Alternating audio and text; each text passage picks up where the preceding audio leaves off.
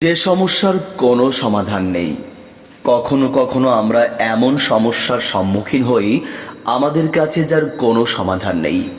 তখন তো মেনে নিতে পারাটাই হলো বুদ্ধিমানের কাজ। কিন্তু বাস্তবতা হলো আমরা তা পারি না, বরং সমস্যার সমাধানের ব্যর্থ চেষ্টা করতে থাকি। যেমন অনেককে প্রায় সময় দেখবেন ড্রাইভিং করতে গিয়ে যানজটের মুখোমুখি হলে রাগে স্টিয়ারিং হুইলে ঘুষি মেরে বলে, উফ, সারাদিন কেবল জ্যাম আর জ্যাম। গ্রীষ্মের তাপদাহে অনেককে দেখবেন রাস্তা দিয়ে হেঁটে যাচ্ছে আর বিরক্তি প্রকাশ করে বারবার বলছে, ধ্যাত, এত গরম। আর ভাবখানা এমন যে তার সাথে কথা বলার কোনো সুযোগ নেই। কর্মক্ষেত্রে আপনি এমন কারো সহকর্মী হতে পারেন, ব্যাপারটা যদি এমন হয় তাহলে তো তার সঙ্গে আপনার প্রতিদিন দেখা হওয়াটাও একটা বিরক্তিকর ব্যাপার হয়ে দাঁড়াবে।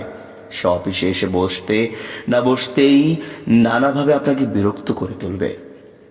দেখছেন কত কাজ, একাকী এত কিছু করা যায়। কত দিন ধরে বলে আসছি বেতন বাড়ানোর জন্য, কিন্তু বেতন বাড়ানোর কোনো খবর নেই। বেতন না বাড়িয়ে শুধু কাজের চাপ বাড়াচ্ছে। প্রতিদিন সকালে সে অফিসে আসে বিষণ্ণ চেহারা নিয়ে আর বাসায় ফিরে যায় একরাশ বিরক্তি নিয়ে। মাঝে মধ্যেই সে আপনাকে বলবে, আমার শরীরটা খুব খারাপ, ছেলেটা অসুস্থ। এক কথায় আমরা প্রত্যেকেই জীবনে চলার পথে এমন অনেক সমস্যার সম্মুখীন হই যার কোনো সমাধান নেই। তাই সে বিষয়গুলো সহজভাবেই মেনে নিয়ে জীবনকে স্বাভাবিক গতিতে পরিচালনা করতে হবে। জনক আরব কবি তার কবিতায় এই বিষয়টি দুইজনের সংলাপের মধ্য দিয়ে খুব সুন্দর করে ফুটিয়ে তুলেছেন। কবিতার মর্মার্থ হল, আকাশটা কেমন মলিন হয়ে আছে, এমন হলে কি আর ভালো লাগে? আকাশটা মলিন হয়ে আছে তাতে তোমার কি? তুমি হাসো, তোমার হাসিতে আকাশও হেসে উঠবে। দক্ষিণা হাওয়া বন্ধ হয়ে আছে, গরমে জীবন যেন শেষ হয়ে যাচ্ছে। হাসো, মন খুলে হাসো। আক্ষেপ করলে কি আর বাতাস ফিরে আসবে? ভালোবেসে যাকে স্থান দিয়েছিলাম হৃদয়ের মণিকোঠায়, যার ভালোবাসা আমার হৃদয়ের আকাশটাকে ছুঁয়েছিল, সে আজ আমায় ছেড়ে চলে গেছে দূরে, বহু দূরে। তাকে সব কিছু দিয়ে বিশ্বাস করেছিলাম, কিন্তু সে আমার সাথে বিশ্বাস ভঙ্গ করে আমার হৃদয়টাকে খান খান করে ফেলেছে। তারপরও কি তুমি আমাকে হাসতে বলবে? হ্যাঁ, তারপরও তুমি হাসবে। যা হয়েছিল তা ভুলে গিয়ে সব দুঃখ কষ্ট কবর দিয়ে সে কবরের উপর দাঁড়িয়েই তুমি হাসবে, মন খুলে হাসবে। কেননা তুমি যদি হাসতে না পারো বা তার সঙ্গ চাও, তাহলে দুঃখ আর বেদনারা তোমাকে গ্রাস করে আজীবন তোমাকে কষ্ট দেবে। তাই কষ্ট ভুলে যেতে প্রাণ খুলে হাসবে। চারদিকে আমার শুধু শত্রু আর শত্রু, তাদের হইচই আর হাঙ্গামায় আমার জীবন বিষণ্ণ।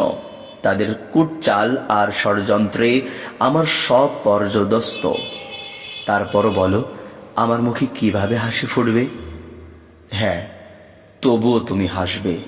তারা যখন মন্দ বলবে তখন তুমি ভাববে এটা হয়তো অন্য কাউকে করছে, তোমাকে করছে না। তাছাড়া তুমি যদি তাদের চেয়ে বড় সম্মানী না হতে, তাহলে তারা তোমার পেছনে লাগতো না। তুমি বড় বলেই তারা তোমার নাগাল পেতে চায়। এটা ভেবে তুমি মনে শান্তি পেতে পারো। দিনরাত সব বিস্বাদ হয়ে আছে, শান্তির টিকটুকুও নেই। এখন কি করি বলো? হাসো, মন খুলে হাসো। তোমার চেহারায় যেন না থাকে অশান্তির কোনো ছাপ। দুঃখ বেদনা ডিলিট করে সুখের গান গাও। কষ্ট যাতনা ভুলে গিয়ে শান্তির আভাও ছাড়াও। বলো, দুঃখ বয়ে বেড়ালে কি তোমার কোনো লাভ হবে? তাহলে কেন অযথা দুঃখের বোঝা বয়ে জীবনকে যন্ত্রণাময় করবে? জীবন তো উপভোগের বিষয়, একে সুখের অনুভূতি দিয়ে উপভোগ করো। দুঃখের অন্ধকার রাত পেছনে ঠেলে দিয়ে সুখময় আলোক উজ্জ্বল দিবসকে বরণ করে নাও। হ্যাঁ, জীবনকে এভাবেই উপভোগ করতে হয়। প্রতিকূল পরিবেশেও আপনার ব্যবহারে কেউ যেন কষ্ট না পায়, এ ব্যাপারে সতর্ক থাকুন। ঘরে স্ত্রী সন্তানের সঙ্গে, কর্মক্ষেত্রে সহকর্মীদের সঙ্গেও আচরণের ক্ষেত্রে সতর্ক থাকুন। তাদেরকে অযথা যেন কষ্ট দেবেন না। মনে রাখবেন, আপনাকে দেখলে বা আপনার কথা মনে হলে তাদের মনে যেন বিষণ্ণতা এসে চেপে না বসে, আপনাকে তারা যেন বোঝা মনে না করে। এ কারণেই রাসূল সাল্লাল্লাহু আলাইহি সাল্লাম মৃত ব্যক্তির জন্য উঁচু স্বরে কাঁদা, চিৎকার করা, জামা কাপড় ছিঁড়ে ফেলা, মাথার চুল কামানো ইত্যাদি কাজ করতে নিষেধ করেছেন। মৃতের জন্য তো আমাদের করণীয় হলো গোসল দেওয়া, কাফন পরানো, জানাজা পড়া, দাফন করা এবং দোয়া করা। মাতম কিংবা চিৎকারে তো মৃত ব্যক্তির কোনো ফায়দা হবে না, কেবল জীবিতদের আনন্দময় জীবনে বেদনার কালো ছায়া নেমে আসে। মাহফি বিন সুলাইমান একবার জনৈক সঙ্গীকে নিয়ে হাঁটছিলেন। সঙ্গীটি হঠাৎ ভুরু কুঁচকে মাহফি বিন সুলাইমানের দিকে তাকিয়ে বলল, ইস, আজ কি ঠান্ডা। মাহফি বললেন, তুমি কি চাইলেই এখন পরিবেশটাকে গরম করে ফেলতে পারবে? না, তার সঙ্গীটি জবাব দিল। তাহলে অবান্তর অভিযোগ করে লাভ কি? মাহফি বললেন, এর চেয়ে বরং একবার সুবহানাল্লাহ বললেও তো তোমার লাভ হতো। দেখুন, মাহফির চিন্তা চেতনার গভীরতা, অনুভূতির উচ্চতা। আপনিও ভাবুন আর জীবনকে উপভোগ করুন। জীবনের জন্য বেঁচে থাকুন, অহেতুক খুঁজে খুঁজে সমস্যা বের করবেন না। ছোট বিষয়কে বড় করে তুলবেন না।